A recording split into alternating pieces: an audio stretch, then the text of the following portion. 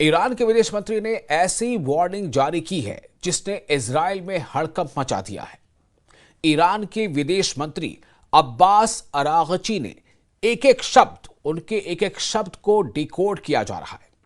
तेल अवीव से लेकर वॉशिंगटन डीसी तक ईरान की धमकी को समझने की कोशिश कर रहे हैं, क्योंकि अब्बास अरागची ने अब युद्ध नहीं बल्कि महायुद्ध की चेतावनी दे दी है।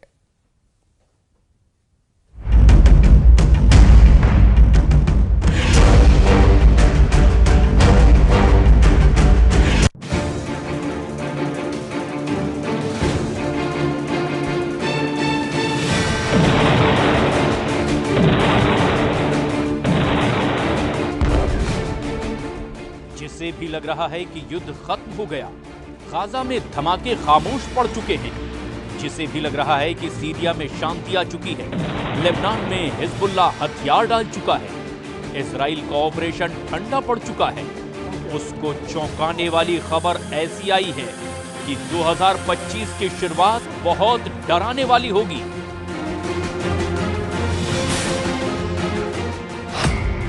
दो 2022 के युद्ध, 2023 की जंग और 2024 के युद्ध से बढ़कर इस साल अब महायुद्ध का पहला सिग्नल मिल चुका है। 2025 की शुरुआत यानी जनवरी के महीने में ही एक बड़ी जंग दस्तक देने लगी है। ईरान ने जनवरी के महीने में ही अपनी 1000 से भी ज्यादा मिसाइल लॉन्च करने के लिए तैयार कर ली है। इस बात की तस्दीक ईरान के विदेश मंत्री अब्बास अरागची ने भी कर दी है। अब्बास अरागची ने चीन के मीडिया को एक धमाकेदार इंटरव्यू दिया है। अरागची ने इस इंटरव्यू में जो बोला वो इजराइल की मीडिया में गोला बनकर गिरा है।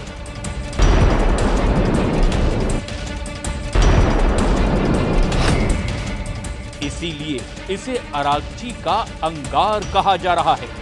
अरागची के अंगारे में इतनी आग है कि पूरा पश्चिम एशिया नए युद्ध में जल सकता है। अरागची ने जो बोला उसे टाइम्स ऑफ इजराइल ने इस तरह से छापा। बताया कि ईरान के विदेश मंत्री ने एक बड़े युद्ध की चेतावनी दी है।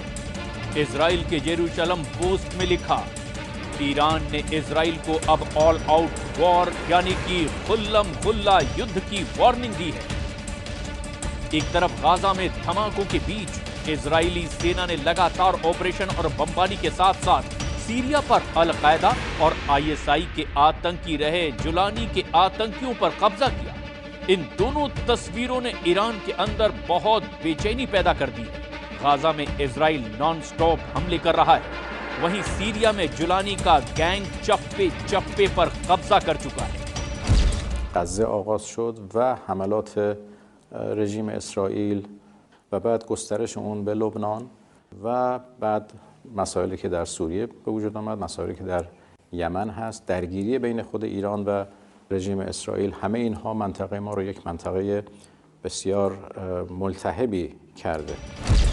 चीन की मीडिया से अब्बास अरागची ने बड़े युद्ध के खतरे को लेकर जो कुछ बोला उसे 3 पॉइंट में समझिए।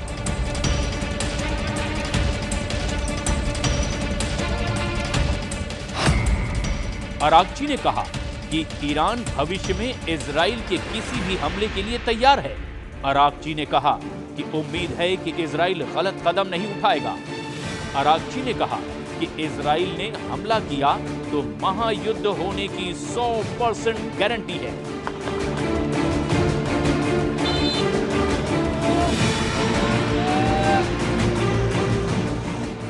इस वक्त ईरान और इजराइल के बीच टेंशन सबसे बुलंद है। एक तरफ नेतन्याहू का वॉर कैबिनेट गाजा, लेबनान और सीरिया के मोर्चे पर खुद को जीता हुआ साबित कर रहा है।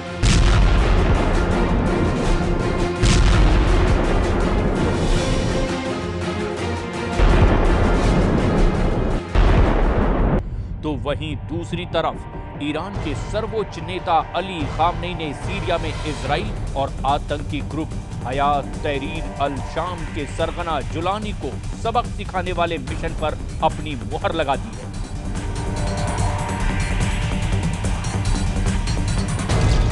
البته پیروزی هم قطعی است. حالا به این جوله باطل نگاه نکنید، بدانید اینایی که امروز جبلان میرن یه روز زیر پای مؤمنین لگدمال خواهند شد. खामनेई के बयान में नेतन्याहू के साथ जुलानी के लिए बड़ी वार्निंग है। खामनेई ने तय कर लिया है कि जिस तरह असद सरकार को हटाकर सीरिया को लूटा गया, अब उसी सीरिया के लोग इसका बदला भी लेंगे। उनके टारगेट पर अमेरिका के वो अड्डे होंगे जो ईरान के लिए खतरा बन चुके हैं। امروز آمریکایی ها در سوریه پی در پی پایگاه میسازن. حتما این پایگاه ها در زیر لگد جوانان سوری پایمال خواهد شد. खामनेई ने जो कहा उसकी गंभीरता नेतन्याहू और उनके चाहने वाले बहुत अच्छी तरह समझते हैं। डोनाल्ड ट्रंप को भी मालूम है कि राष्ट्रपति पद की शपथ लेने से पहले इजराइल और ईरान के बीच सीधा युद्ध किसी भी वक्त भड़क सकता है। ईरान के हाथ से सीरिया निकल चुका है, लेकिन खामनेई का इरादा बता रहा है कि इजराइल और अमेरिका को फंसाने वाले खेल की चाल ईरान ने चलनी शुरू कर दी है।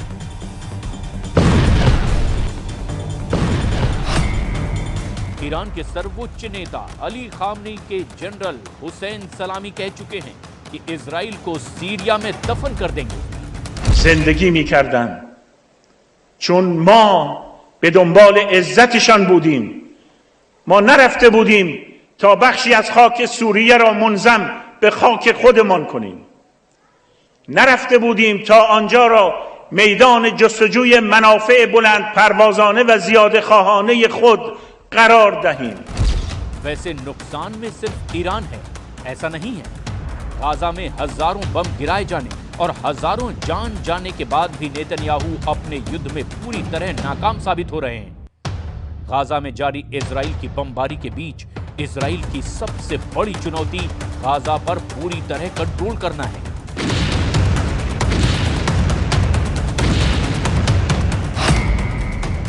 जिसमें नेतन्याहू और उनकी सेना 100% फेल साबित हुई है, क्योंकि हमास अब भी गाजा में एक्टिव है। गाजा में हमास के हमले लगातार जारी हैं। ये बात टाइम्स ऑफ इजराइल की इस रिपोर्ट में छपी है और ऐसे हमलों में इजराइल अपने सैनिकों को भी खो रहा है। नेतन्याहू के लिए दूसरी बड़ी चुनौती वहां मौजूद इजरायली बंधकों की रिहाई है, जो अब भी हमास के कब्जे में है।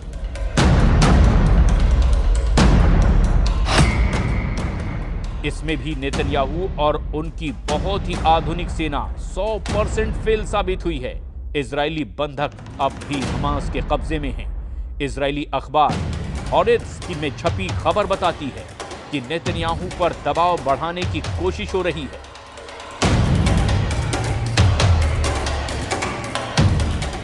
बंधकों को छुड़ाने के लिए नेतन्याहू और उनकी फौज शुरू में काफी एक्टिव दिखी, लेकिन अब ऐसी खामोशी छा गई है कि सब नेतन्याहू के युद्ध वाले एजेंडे पर सवाल उठने लगे हैं। गाजा में 450 दिनों की बमबारी ताजा रिपोर्ट बहुत खतरनाक है और आंकड़े ऐसे हैं जिस पर अमेरिका से लेकर यूरोप तक सवाल उठाने से बच रहे हैं। गाजा पर इजराइल की बमबारी में अब तक 46,000 से ज्यादा फिलिस्तीनी नागरिकों की मौत हो चुकी है। इनमें करीब 20,000 बच्चे थे। वहीं हमास के कब्जे में करीब 100 बंधक हैं और उनको छुड़ाने के लिए इजराइल में लगातार सीज फायर की मांग की जा रही है।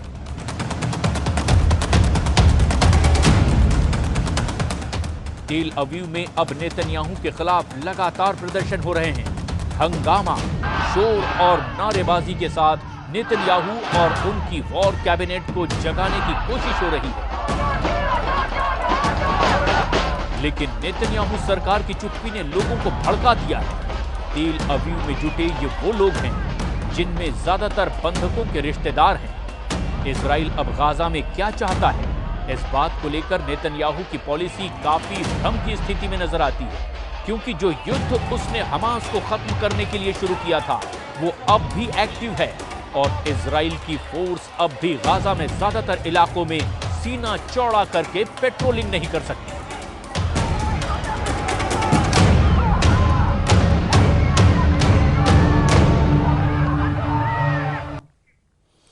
और सीरिया को खोने के बाद ईरान बहुत ज्यादा परेशान है। सीरिया फ्रंट पर पुतिन से भी ईरान को मायूसी मिली है। ऐसे में अब खामनेई ने इजराइल को हराने के लिए नया प्लान बनाया है। जब से खामनेई का सीक्रेट मैसेज चीन में शी जिनपिंग के पास पहुंचा है, युद्ध को लेकर तेहरान में एक नई उम्मीद बंधी है।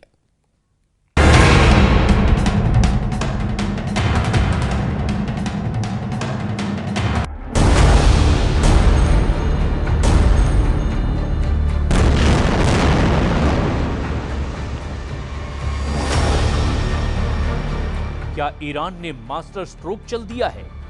क्या ईरान ने इजराइल को बड़े युद्ध में फंसा दिया है? क्या ईरान ने चीन के साथ सबसे बड़े युद्ध की डील कर ली है? पश्चिम एशिया की जंग में क्या जिनपिंग की एंट्री हो चुकी है? क्योंकि ईरान की तरफ से ऐसा इशारा किया जा रहा है। ईरान जानता है कि नेतन्याहू की असली ताकत अमेरिका है और जब तक अमेरिका के मुकाबले में बड़ी ताकत को नहीं लाया जाएगा, तब तक इजराइल को हराना आसान नहीं। वहीं इसमें भी कोई शक नहीं कि ट्रंप की व्हाइट हाउस में वापसी से इजराइल और मजबूत होगा, इसकी पूरी गारंटी है। ऐसे में पश्चिम एशिया में इजराइल और अमेरिका पर लगाम लगाने के लिए ईरान ने प्लान बी पर काम करना शुरू कर दिया है और इस प्लान बी का मतलब है शी जिनपिंग। ईरान ने कहा है कि चीन के पूरे पश्चिम एशिया में सबसे बेहतर रिश्ते हैं और चीन का दखल दुनिया के कई इलाकों में शांति ला सकता है। अब्बास अरागची ने कहा कि चीन को इजराइल के युद्ध का इलाज करना चाहिए, तभी इलाके में शांति लौटेगी। चीन میتونه قدرت ایفای نقش سیاسی در منطقه برای حل و فصل اختلافات، برای کمک به کشورهای منطقه در جهت رسیدن به راه حل‌های مسالمت آمیز برای اختلافات خودشون کمک بکنه چین و جمهوری اسلامی ایران به سهم خودش از این حرکت استقبال میکنه و آمادگی همکاری رو داره. चीन की एंट्री कराना इजराइल के खिलाफ ईरान का बहुत ही खतरनाक प्लान माना जा रहा है। सीरिया का भी इलाज ईरान ने ढूंढ निकाला है। खामनेई ने जुलानी और नेतन्याहू के अलावा अमेरिका को भी सीरिया में हराने के लिए प्लान तैयार कर लिया है। इजराइल इस वक्त गाजा पर लगातार हमले कर रहा है। दक्षिण लेबनान में अब भी इजराइल की फोर्स एक्टिव है और इसे लेकर हिजबुल्लाह ने फिर से युद्ध शुरू करने के सिग्नल देने चालू कर दिए।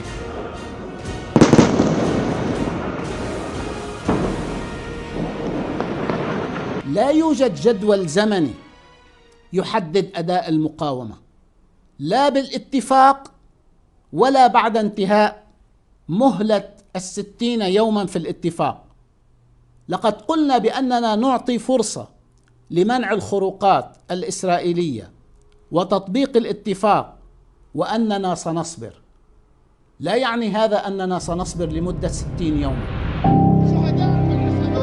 27 नवंबर को हिजबुल्लाह और इजराइल के बीच सीज फायर हुआ था। तब 60 दिन के अंदर इजराइल की फोर्स को दक्षिण लेबनान से हटाने की बात तय हुई थी। लेकिन अब हिजबुल्लाह को लग रहा है कि जिस तरह नेतन्याहू ने सीरिया में फौज की घुसपैठ करके कब्जा करना शुरू किया है, यही हाल दक्षिण लेबनान का होगा, क्योंकि नेतन्याहू ने सीरिया में जबल अल शेख रेंज पर अपना हेलीकॉप्टर उतारकर यह मैसेज पहले ही दे दिया कि सीरिया में इजराइल की फौज अब लंबे वक्त तक रहेगी, या यूं कहें कि सीरिया के बड़े इलाके पर इजराइल की फौज अपना कब्जा बरकरार रखेगी। यही वजह है कि खामनेई ने भी ये कह दिया कि चाहे गाजा हो या लेबनान हो, सीरिया हो या फिर यमन, इजराइल के खिलाफ मरते दम तक युद्ध लड़ा जाएगा।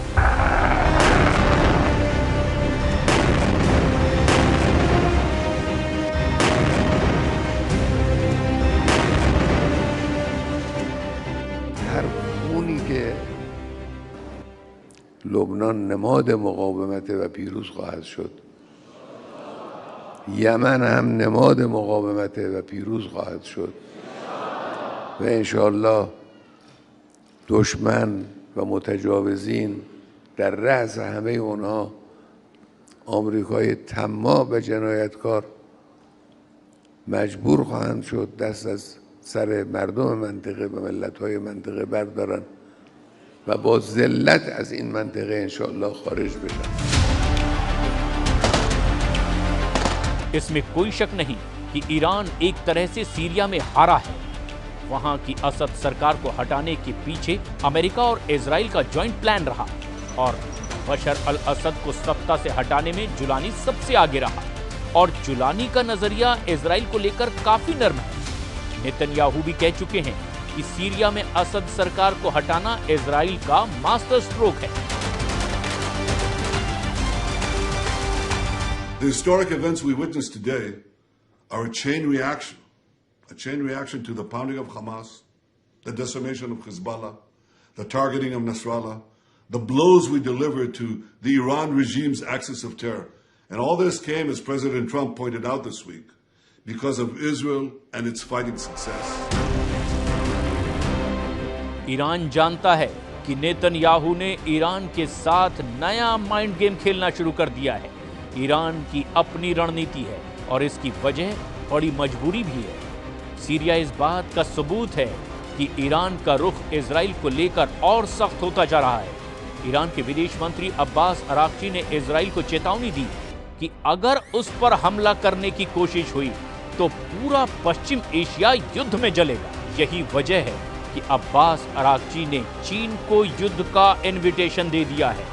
ईरान चाहता है कि चीन भी सीरिया, गाजा और लेबनान के वॉर जोन में एंट्री करे और इसे ही ईरान की चीन के साथ सबसे बड़े युद्ध की डील कहा जा रहा है। ईरान किसी भी कीमत पर नहीं चाहता कि सीरिया में इजराइल मजबूत हो, जबकि नेतन्याहू ने तो सीरिया में बफर जोन का एक्सटेंशन बनाना भी शुरू कर दिया है। लेकिन ईरान से लेकर सऊदी अरब और बाकी अरब देश भी बहुत अच्छी तरह से जानते हैं कि ग्रेटर इजराइल नेतन्याहू के वॉर कैबिनेट का सबसे बड़ा एजेंडा है और इस एजेंडे को नहीं रोका गया तो उनका काम भी तमाम हो जाएगा। और यही वजह है कि ईरान ने बाकी अरब देश से अपने संबंध बेहतर बनाने शुरू कर दिए हैं। بسیار پر التهاب در منطقه خاورمیانه و غرب آسیا رخ انجام گرفت. ما چند اولویت داریم. یکی از این اولویت‌ها حسن روابط همسایگی در منطقه پیرامونی خودمون هست. ایجاد ارتباط خوب. इसमें कोई शक नहीं कि पश्चिम एशिया में युद्ध खत्म होने का नाम नहीं ले रहा और इस युद्ध में सबसे ज्यादा धमाका इजराइल ही कर रहा है, चाहे गाजा हो या फिर सीरिया या फिर दक्षिण लेबनान। धमाके बहुत ज्यादा हो रहे हैं और मौतों का आंकड़ा भी बेकाबू हो चुका है। इस वक्त गाजा, लेबनान और सीरिया के आसमान में इजराइल की एयरफोर्स बहुत एक्टिव है। इजराइल के F-15 फाइटर जेट लगातार उड़ान भर रहे हैं और इनको ऐसे ऐसे बमों से लैस किया गया है जिससे ऐसे धमाके हो रहे हैं जिसकी गूंज तेहरान तक पहुंच रही है। इजराइल के इन धमाकों के साथ सीरिया में जुलानी का ऐसा तूफान आया है कि उस तूफान में न सिर्फ बशर अल असद की सरकार उड़ी बल्कि असद की मदद करने वाले पुतिन और खामनेई का मजबूत खूंटा भी उखड़ गया। जुलानी ने सीरिया में ऐसा जाल फैलाया कि इस जाल में फंसे रूस और ईरान की सेना को सीरिया से भागना पड़ा।